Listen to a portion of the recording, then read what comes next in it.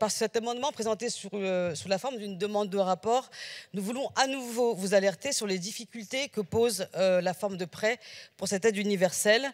Nous pensons qu'un rapport conforterait notre analyse. L'aide d'urgence que nous examinons aujourd'hui est incontestablement une avancée, une mesure qui va dans le bon sens. Mais nous le savons, les incertitudes et la précarité comptent parmi les facteurs qui amènent à ce que les victimes ne puissent pas quitter le domicile violent.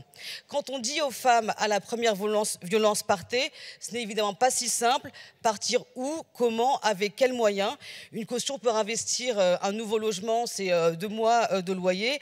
Quelle femme issue des classes populaires peut se le permettre aussi facilement, sans compter les questions d'autonomie bancaire que nous avons évoquées au moment de la discussion générale. Le gouvernement a déposé un amendement qui permet de corriger certains de ces défauts en permettant que les victimes les plus précaires n'aient pas à en rembourser et qu'en cas de condamnation, ce soit le conjoint violent qui paye ses frais.